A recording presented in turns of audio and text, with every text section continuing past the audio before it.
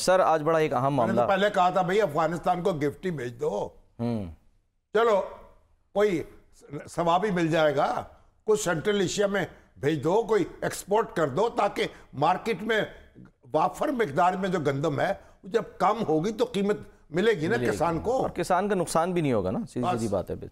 चलें सर आगे बढ़ते हैं। हमने जो जिक्र किया कि अदलिया में मुबैना मुदाखलत का जो केस है, अदलिया की जो मुदाखलत जो आपका इस्लामाबाद हाई कोर्ट के 6 जजों ने जो खत लिखा था मार्च की आखिरी तारीखों में, वो 27 मार्च को, शायद ये 26 को, सुप्रीम जुडिशल काउंसिल को, अब वो चीफ जस्टिस साहब के पास आया, फिर उन्होंने फुल कोर्ट इजलास हुआ, फिर उसमें फैसला हुआ, एक कमीशन बनेगा, फिर वो कमीशन बन नहीं सका, तसद्दुक जिलानी साहब हट गए, तसद्दुक जिलानी साहब जो थे वो किनारा कश हो गए, और फिर क्योंकि अब वो मोटो नोटिस ले लिया गया। अब कितने रुकनी बेंच है सर? अब 6 रुकनी बेंच है। जी हाँ, काजी फायज ईसा साहब, मसरत हिलाली साहिबा, जस्टिस नईम अख्तर अफगान, जस्टिस अतर मिनल्ला, जस्टिस मंसूर अली शाह और जस्टिस जमाल खान मंदोखेल साहब। अब देखिए सीनियर जजों के नाम आपने बाद में लिए हैं, जूनियर के पहले दे दिए। सर वो असल में मैंने एक वो बनाया, मंसूर अली शाह साहब सीनियर तरीन जज है, चीफ जस्टिस बनना है उनको, कमाल के आदमी है भाई, ऐसे बड़े दानिश्वर। अच्छा बात सुने, वो ये है कि अब आज जो समाअत हुई है, अब उसमें 6 जजों ने तो बेचारों ने अपनी बिपता बयान कर दी कि हमारे तो जनाब बेडरूमों में कैमरे लगे हुए हैं, हमारे तो रिश्तेदार जो हैं वो उठाए जा रहे हैं, अब बताइए हम कहाँ जाएं? तू कहाँ, तू ही बता कि तेरा मुसलमान किधर जाए, ऐ रूह मोहम्मद। अब जो हमारे बाबर सत्तार साहब है, उनके साथ क्या बड़े हुआ? अजीम शान जज हैं, और उनके जनाब उनके पीछे पड़ गए सोशल मीडिया। जी हाँ, अब उसके आज पीछे हुआ कौन है? हाँ, जिक्र हुआ उसका आज। तो पीछे कौन है?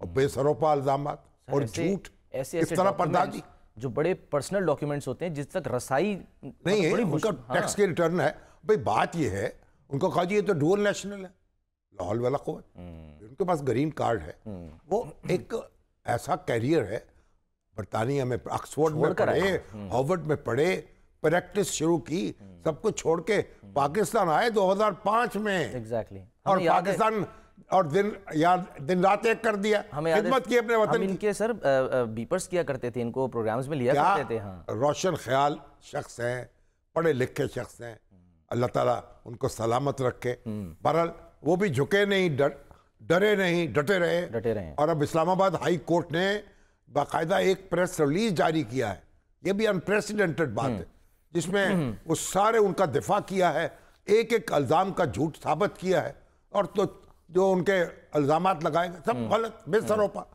अभी कौन इनका हाथ रोके, कौन इनको पकड़े? और बहरहाल बाबर सत्तार साहब को अल्लाह हौसला दे, और ये उन्होंने बहुत अच्छे तरीके से इस मामले को हैंडल किया है, और अपनी जगह अब वो भी दस्तखत करने वालों में दूसरे भी अच्छे जज हैं। अब वो कहते हैं भाई हमें हमारी रहनुमाई करो, हम क्या करें?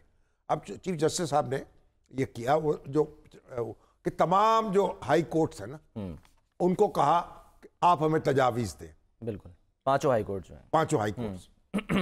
और उसके बाद ये है कि जो ऑर्गेनाइजेशंस हैं वकला की, वो भी आ गई अपनी लेके दरखास्त, 300 के करीब वकला थे सर, जिन्होंने उनको भी कहा कि भाई आप कोई तहरीरी दलाल अपना वो तजावीज़ दे दे। बिल्कुल, अव्वलन तो होना ये चाहिए था, ये सारी बार एसोसिएशंस और बार काउंसिल मिल के एक तजावीज़ मुरतब करते, उनके लीडर बैठते सर जोड़ के और मुरतब करते, अपने वकाला से तजावीज़ लेते की सूरत में दे देते और उनको दे देते। अब भी चीफ जस्टिस ने कहा है कि भाई आप अपने तहरीरी तौर पर तजावीज़ पेश कर दे। अब जो आइंदा समाअत होगी, आज तो अटॉर्नी जनरल वो तजावीज़ पढ़ के सुनाते रहे जो अदारे ख्याल किया हाई कोर्ट ने। तो पहली बात तो यह है कि चीफ जस्टिस साहब तो बड़ी खरी बात करते हैं, सच्ची बात यह है। और उन्होंने कहा भाई, उन्होंने अपना चंद साल पहले का नोट पढ़ के सुना दिया जब वो जुडिशियल कमीशन में, हाँ जी, फैजाबाद, कि भाई ये इंटेलिजेंस एजेंसीज जो है उनकी रिपोर्टें आ रही हैं, उनका आपकी रिपोर्टें कैसे आ रही हैं? उनका अभी IB, ISI और MI पता नहीं क्या है कि नहीं है, उनकी रिपोर्टें आ रही हैं जज मुकर्रर 15 जजों के बारे में, और उनके ऊपर को पता नहीं किसने रिपोर्ट लिखी है। तो उन्होंने कहा भाई ये रिपोर्टें आपको गवर्नमेंट को दे, गवर्नमेंट जब यहाँ लॉ मिनिस्ट्री आती है तो लॉ मिनिस्टर साहब आके रिप्रेजेंट करे। ये कहाँ से आ गई इंटेलिजेंस एजेंसी जहाँ?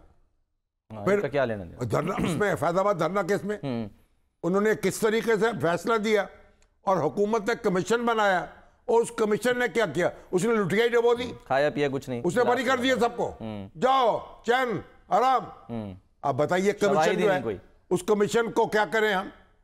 क्या खराज तहसीन पेश करें? अल्फाज ही नहीं मिल रहे, जहां से कुछ ना निकला। तो आप ये हुकूमत को भी जरा मजबूत होना होगा ना।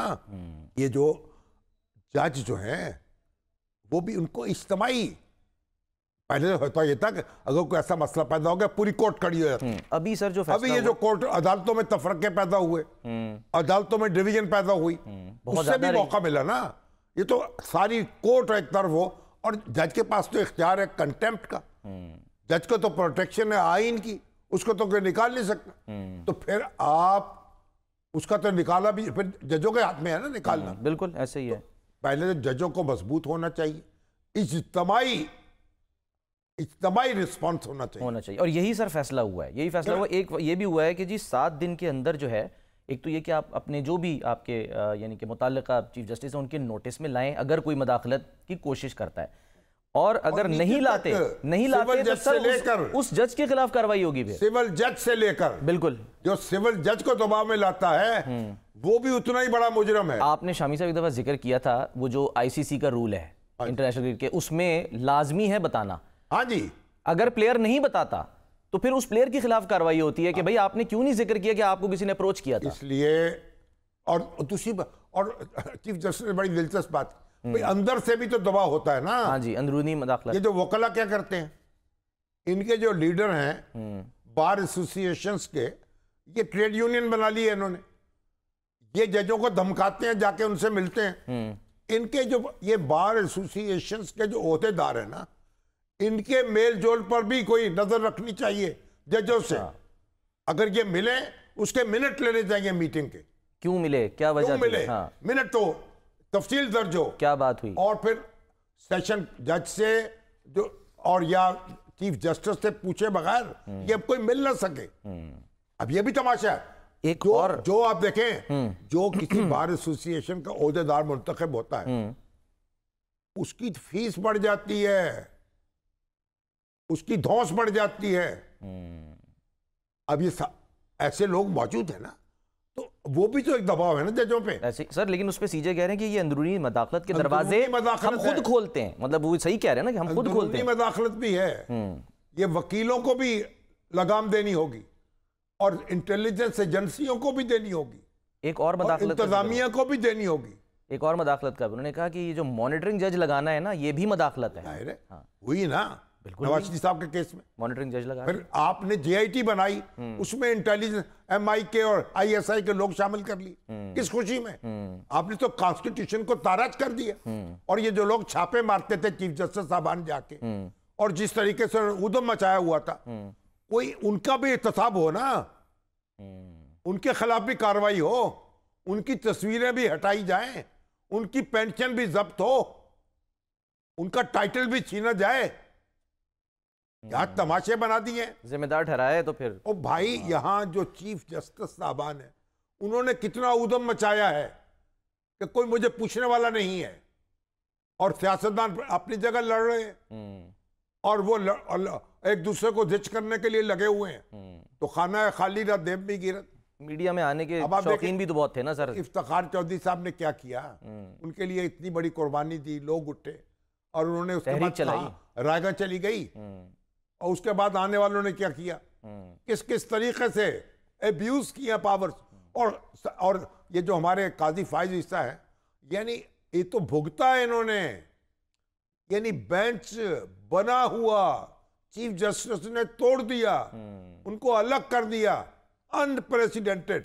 ये इनको शिकायत रही थी काजी फाइज साहब को कि इनको बेंचेस में शामिल ही नहीं करते थे। और यानी ऐसा कोई चीफ जस्टिस, हम ख्याल बेंचेस बनते थे। चीफ जस्टिस के गुलाम है कोई सुप्रीम कोर्ट या हाई कोर्ट? और इसने कहा हाई कोर्ट अपनी जगह एक अदारा है इंडिपेंडेंट, सुप्रीम कोर्ट अपनी जगह एक अदारा है। लेकिन अब ये जो है, अब ये क्या किया उन्होंने, ये चीफ जस्टिस आए हैं, इन्होंने अपने इख्तियार सरेंडर किए, इन्होंने कमेटी जो हुकूमत ने कानून बनाया था उसको अप्रूव किया है, उस पर अमल किया है। और कमेटी जो है 3 रुकन वो बना वो यानी केस रेफर। शामिर साहब ब्रेक की तरफ हमने जाना है, लेकिन मैं जाते